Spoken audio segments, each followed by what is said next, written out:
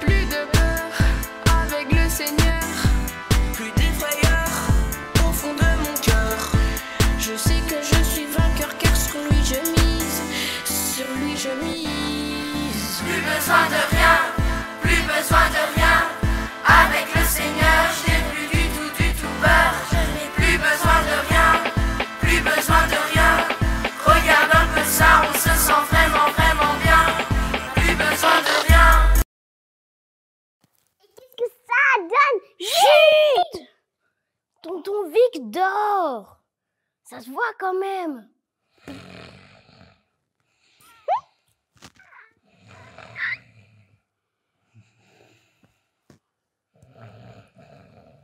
Peut-être qu'il rêve d'un clown. Pourquoi il sourit? Peut-être qu'il rêve. Mais il rêve peut-être d'un clown. Mais il ne peut pas rigoler comme ça quand même. Mais bien sûr. Tu crois dans un cirque? Oui. Avant que tonton Vic se réveille, on va passer tout de suite à la danse de Chaya.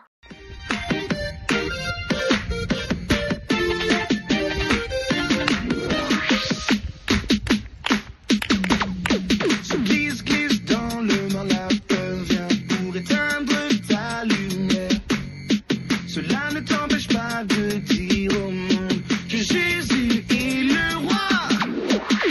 Que ta lumière brille, oh, oh, oh, que ta lumière brille, oh, oh, que ta lumière brille et que Jésus brille en toi. Bonjour les enfants. Pendant que tonton Vic dort, nous allons parler d'un personnage de la Bible qui s'appelle Joseph. Quand il était petit, Joseph il avait fait un rêve où il y avait plusieurs plantes. Il y avait ses plantes, les plantes de ses frères et une plante à lui. Et les plantes de ses frères s'étaient inclinées devant sa plante. Et quand il a raconté cette histoire à ses frères, ils n'étaient pas contents. Ils l'ont vendu en Égypte. Et quand il est arrivé en Égypte, il a été en prison. En sortant de prison, il est devenu gouverneur de l'Égypte. Des années plus tard, ses frères sont arrivés en Égypte. Ils se sont inclinés devant lui, comme il était devenu chef là-bas. Et comme vous voyez, parfois les rêves se réalisent des années plus tard, comme le rêve de Joseph. Coucou les amis. Alors aujourd'hui, je suis vraiment heureuse d'être là avec vous. Alors aujourd'hui, j'aimerais vous parler de quelque chose de particulier. Devinez, de quoi s'agit-il? Eh bien, des rêves. Alors, on a vu tonton Vic en train de dormir et il rêvait encore de quoi? Je ne sais plus, qu'il pleuvait des ananas ou je ne sais plus trop. Mais en tout cas, il avait l'air heureux dans son rêve. On a encore vu Sylvie nous parler de Joseph. Joseph qui avait fait un rêve quand il était petit et qui a vu ce rêve s'accomplir en devenant adulte. Et alors aujourd'hui, j'aimerais prendre le temps avec vous de parler des rêves, parce que les rêves, ce sont des choses qu'on fait tous les jours. Il arrive à tout le monde de faire des rêves, moi en premier. Et il est super important de prendre le temps de s'arrêter sur les rêves. Et les rêves peuvent être liés à plusieurs choses, à ce qu'on a fait la journée, par exemple, la manière dont s'est passée la journée à l'école, un copain peut-être nous a un peu contrariés ou quelque chose qui nous a fait plaisir. Et il peut arriver que la nuit, en dormant, on repense à ces moments.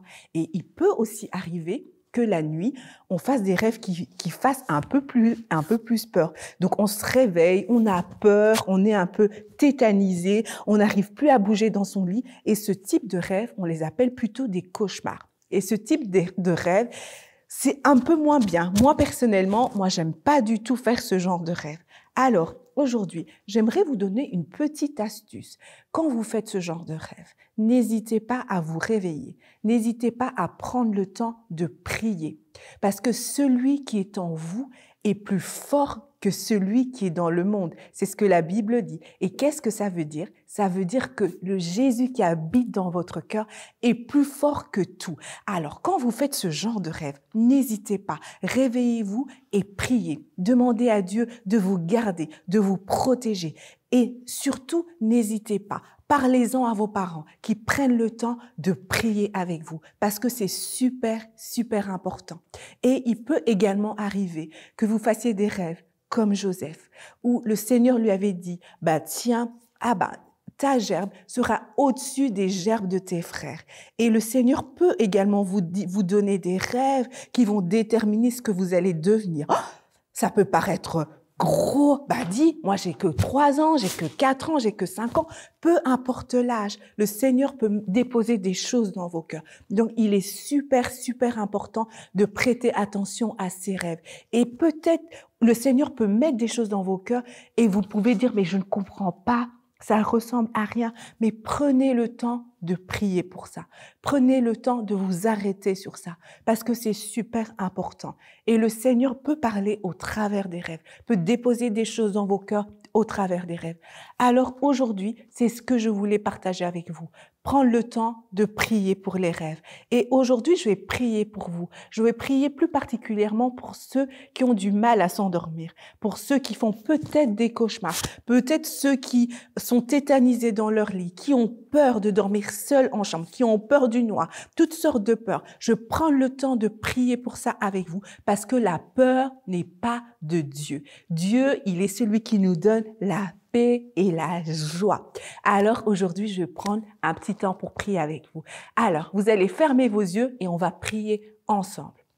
Seigneur Jésus, je te remercie pour ces moments que tu m'as permis de passer avec tous ces enfants. Je prie, Seigneur, que tu leur donnes des nuits de paix, des nuits de repos, Seigneur. Nous refusons tous les cauchemars, Seigneur. Je prie que ta paix entre dans toutes les maisons, Seigneur. Merci pour tout ce que tu vas faire dans la vie de chaque enfant et même pour ceux qui vont recevoir des rêves où tu vas parler comme tu as parlé à Joseph, Seigneur. Merci de bénir chaque enfant dans le nom de Jésus. Amen. À la prochaine. Tonton Vic, réveille-toi. C'est l'heure du défi. Oh, le défi de la semaine? Oui. C'est le défi de la semaine? Vous m'avez laissé dormir? J'ai loupé le défi de la semaine, mais c'est pas possible. J'ai loupé. Je peux encore le faire, c'est trop tard?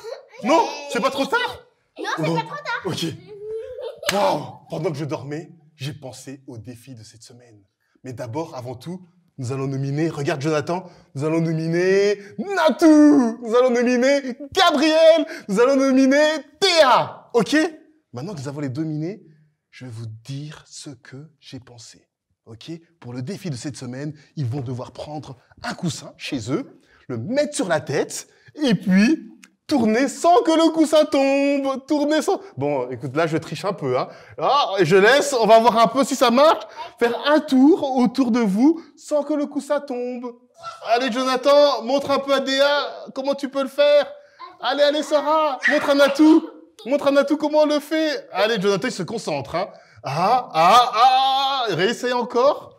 En plus, le coussin, il est assorti à son t-shirt de Mario. Mais c'est top ça. Ah, refais encore. Encore une dernière fois. Si vous voulez, vous pouvez aussi couper la crête et ça marchera peut-être mieux. Bon, demandez quand même aux parents avant de couper la crête. Ok? Je vous laisse avec le défi de la semaine. Salut, ciao, ciao les amis. Ciao.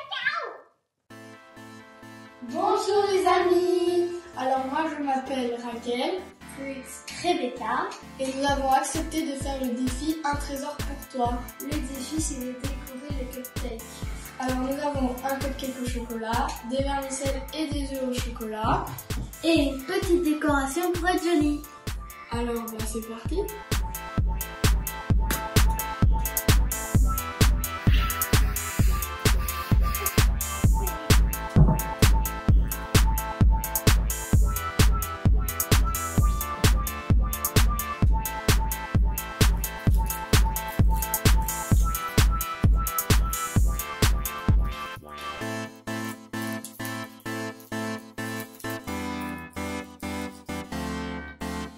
Mon cupcake.